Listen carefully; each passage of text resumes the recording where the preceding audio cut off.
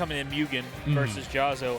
Going to be interesting. We haven't seen Mugen really on stream yet today. I actually asked him, I was like, hey man, you enter a bracket? Because normally you get to see him a couple of times beforehand. Right. But he has been here, he has been playing, and he has been doing really, really well, as it looks like they are getting ready to go into it. No weirdness with any of the picks. We're going straight in. Ken, Roy, we all knew what we were going to happen. I think the one thing that is beautiful between the dichotomy between Mugen and Cola is watching how they play. Mugen is so suffocating and aggressive in how he plays Roy. It feels like it's just a tempo battle against Mugen. Right now, Jahzz0's steadily in the, handedly right now in a percentage lead, but when Mugen gets the advantage engine roll, and something we've been talking about with Jahzz0, just like this, it is so damaging, and it is hard to get out of that cycle. I'd love to see it, dude, because when Mugen is on his game and when he's like actually enjoying playing Smash, he's one of my favorite players to watch in the world. You can see right there, drop off back air. So fun, so high-paced, man, and got a bunch of followers in Smash 4. Kept him up here in Smash Ultimate, and he's somebody that I always think has a ton of potential. And, low-key love for a game that he likes to trash talk. Yeah, I mean, look, some of us employed players, we got to make sure that we can still show that we still got it. Mugen trying to find a way to get back to the stage right now, and good use of the fair, but unfortunately, when you get hit off stage low and you don't have your jump as Roy, that pretty much spells certain doom for you. 100%. Jahzz0 again coming in off that Japan trip, that international play. See if that can come to play here, as right now he does get a nice little combo string going on to Mugen, retreats to the platform to get some trades. Here as he goes up under the platform, Tatsumaki's across the stage, he's going to look for some tilt combos, but the up B straight out of the shield is going to get him out of there, Flare Blade. Yeah, I mean, that up B with that armor just tanking through some of these hits, even with some of these meteor hits coming in on the side of Ken, it just speaks volumes to the situational awareness of someone like Mugen. But again, he's been coming off this ledge pretty hard. We talked about iGreg earlier on in the stream, how he was coming off the ledge aggressive. Now it's up to Jahzz0 to see if he's able to recognize that behavioral pattern and punish it from there. 100% here as down tilt's coming out. Get that double-edged dance coming in here. Trying to get back towards the middle of the stage with the back air over the top, and Jahzz0 takes the lead here sort of late in this one. Mugen is going to need to find a stock to try to even things up, because again, we've talked about it, Ken can take that stock away so quickly. Yeah, I was going to say, we don't normally see Roy dying to back air too often. It's normally the other way around, but... Yeah, that's exactly what it was right there. Back air coming in to get that stock.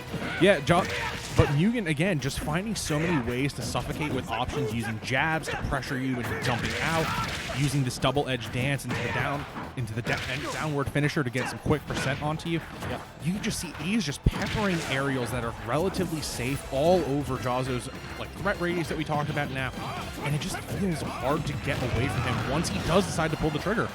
Yeah, and Flare Blade gets him out of some of those things that are coming out on shield. Takes the percentage with it, but the super armor on those initial startup frames of it does allow him to get out of it. Great parry here into the down tilt. And Jahzz0 is looking. He's going to try to find that hit. I think he's at a percentage where a down tilt might lead into a confirm. May not quite tilt just yet, but we're getting pretty close to it. Yeah, and this isn't... Now we're starting to really get near that. Now we're definitely in that ballpark with a little bit of rage. Jahzz0's at that point where the next touch is definitely the touch of death. Coming in on the side of Ken. Especially if you do that. Man, just like that. That's it. I mean, especially if you up B and miss the ledge there against him, he is going to be able to just get that jab combo straight off you and be able to get that stock. And so Mugen, I don't know if he was going for the actual hit there and trying to contest towards the edge of the stage to be able to try to get that stock or knock him off the edge, or if he just kind of flubbed it a little bit and went a little bit too far to the right so they didn't snap to it. But either way, Jahzz0 takes that one. I guess the question I got now is, just for my own clarity and for the audience, is this a best of 3 still show up, or are we entering best of 5 territory yet? You are asking the wrong person, my friend. I think that we're in best of 3. Our production is in the same boat that we are. Yep. So we're going to check and make sure here. Yep. Little bit of a technicality we're trying to figure out so far, but either way, I think this counterpick does heavily influence how... Never mind, we're going back to PS2. I should have known better than that. The winner of the first game, obviously Jahzz0 there with the couple of jabs coming out to be able to take that stock. But we are coming back to PS2, and did we get a confirmation? Not yet. No confirmation just yet, but we're thinking with top 8, this could very realistically could be a best of 5 scenario, but Mugen just taking a lot of unnecessary, it feels like almost unnecessary hits, but now finding some extensions with this fair and equalizing in terms of percent. I wish Mugen would find a way to create some openings using something, maybe not necessarily a jumped approach, and ooh, good counter pressure on the Shoryu, and Jahzzo's already out. Jahzz0 is already out right there. And again, both of these, this is best of 5 here coming out as, yeah, again, Mugen does so well. Just coming all the way across. Man, both of these characters I was trying to say as we got the best of 5 info are just so much damage. The ability to kill so early. It's such fun to me, Smash, to watch. I know some people don't love watching characters that beat them or have beat them with some of what they would call cheese that early. But to me, man, I love this high firepower that you get from both of these characters. Yeah, it's almost like kind of like watching a drag race between these two characters where you have such an arms race of damage between them getting this percent on.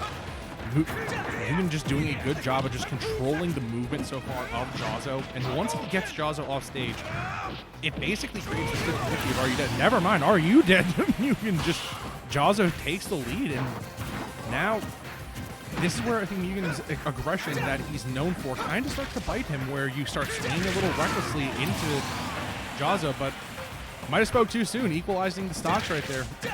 Mugen just on a rampage in terms of advantage. 100% is now Mugen again continuing to just pepper some percentage up. Again, both of these players trading stocks back and forth, but percentage seems to have been in Mugen's favor so far. But again, we've talked about how it doesn't necessarily matter as jab into fair right there. I don't know if he thought he was going to hit that because I thought that would be a jab in the back there immediately. But it doesn't matter. I called it. We get it right there. And Mugen in one of the quickest games I've seen today. Yeah, Mugen plays with such a fervor and intensity when they are in that driver's seat. You know, Jahzzo just laughing it off. A very, very jovial player overall. So the one thing I will say to Jahzzo's credit is, and I think we've seen this a good bit, Job, is Jahzzo is very tough to shake mentally. He is a very, very, ironclad, indomitable player. When he does get upset, it's very seldom, but his control of his emotions and ability to stay focused on the game is next to none in this stage. Absolutely. Here's, again, trying to keep the string going, gets the up B, the flare blade, does so much. And right now, it's Mugen's of movement and just command of Roy. You can see the multi-game, the amount of experience that he has on it. That is what separates the cream of the crop from the rest of them. And I think Jahzzo has that movement as well on 10, but maybe just a little bit better from Mugen. But the ability to just have a feel for your character, to input things without even thinking about where they're going to land and know where they are, to be able to dance around and use your movement defensively as much as a shield or anything like that is what makes you a top player. Right here at the side, you get the stop. And it's not just how you're saying the movement as well. It's the discipline of the shield and flickering the shield to almost bait an option coming out from Jahzzo and then immediately punishing that as Mugen. I think one of the things we're seeing right now is the mastery of Mugen using these landing aerials to extend into another option, wait for the DI out, and then figure out how to punish from there. 100%. As right now, again, looking for that quick trade back. Jab combo, going to try to keep the extension going, but Mugen gets out of it here. Jahzzo not feeling like he had the percentage there for the down tilt into the shuriken, and you can see right there as it goes all the way across the stage. Didn't quite have it earlier. Good rollout here from Mugen. Tries to cross up the shield. He does get the cross up, gets the F tilt. Get them off stage. Jab into forward air, not going to do it just yet, but this is a deadly situation and goes wisely for the nair there, knowing that focus is going to come out to break that and be able to get the stop. Such good situational awareness coming out on the side of Mugen, and right now just running away with this game 3. Still hasn't lost a stock yet, Shope, and this is just so impressive. It's a clinic coming on the side of pressure from Mugen. Finally loses the stock, but 67% to boot and a fresh second stock. This is a great position to be in if you are on the side of Mugen. Yeah, it really is. Here is coming in, gets the extended combo going. F tilt comes out, trying to create a little bit of space here. Oh, great roll away into that F tilt just to, again, control so much of this stage. And Mugen is just showing a mastery here again of stage control, and Jahzzo on his back foot, man. You know, Ken has that burst potential, but he runs right into that double-edged dance. And Mugen is looking incredibly clean. I think that's his second game in a row that he has won in pretty quick and convincing fashion. Yeah, kind of carrying the mantle for the Roy players right here. As we mentioned, Cola out due to an injury after weightlifting. So Mugen carrying the torch for these Roy players and doing it in a very aggressive fashion and doing a good job of just setting that tempo of that he's not going to go down without a fight. No, he's not. So here we go.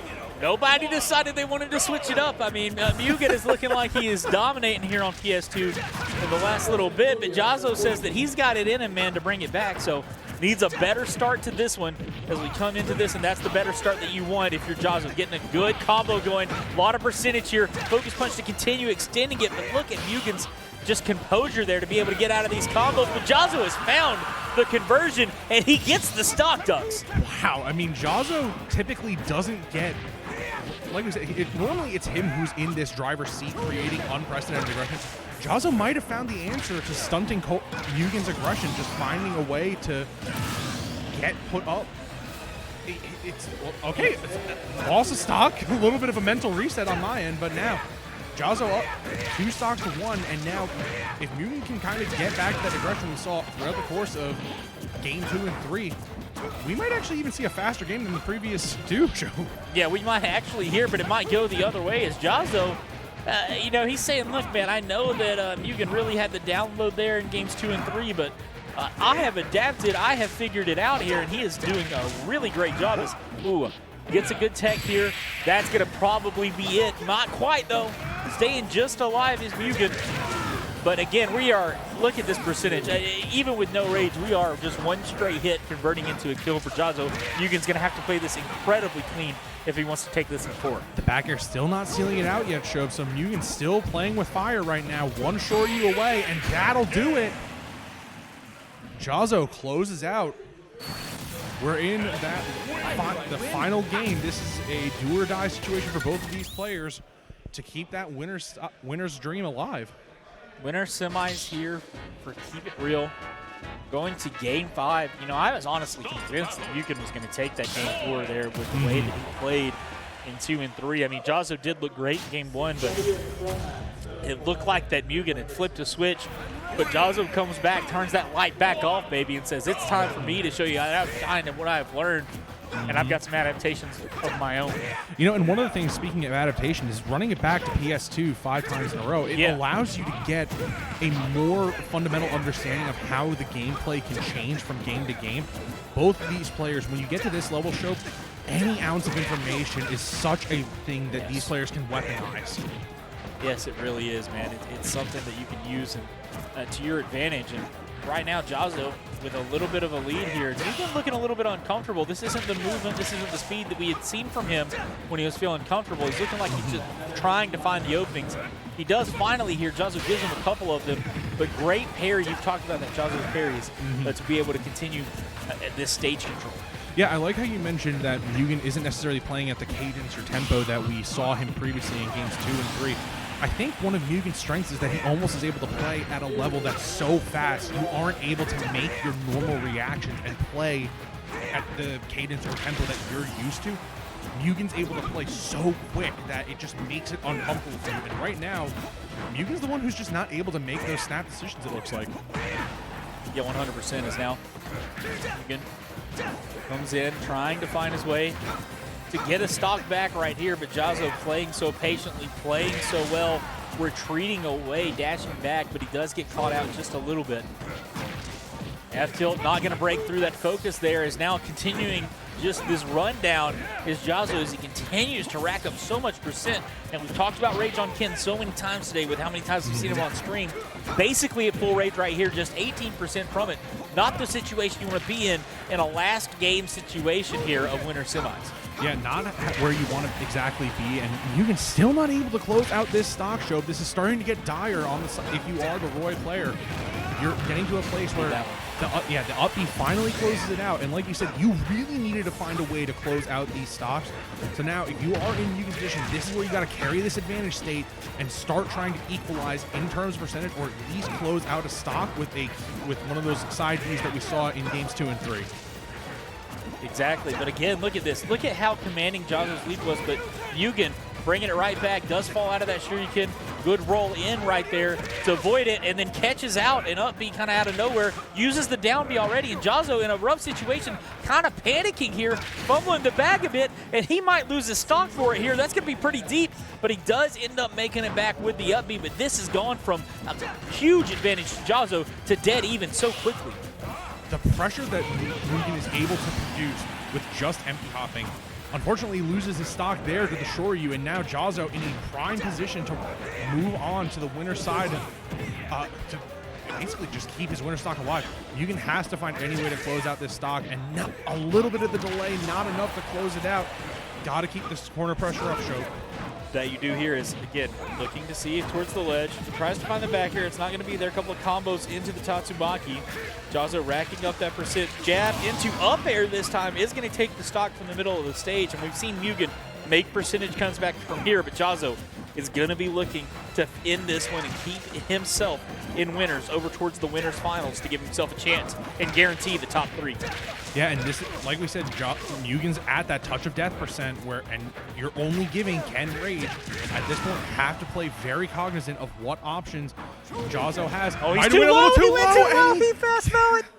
Oh my gosh, Mugen was trying to bring his way back into it. Big props to Jahzzo, though. Again, wins game 1 convincingly. Games 2 and 3 kind of get stomped, and the mental recovery to come back in games 4 and 5. But you do hate to see it end that way, man, with just a little bit too much of a fastball there. For such a set that was played with such finesse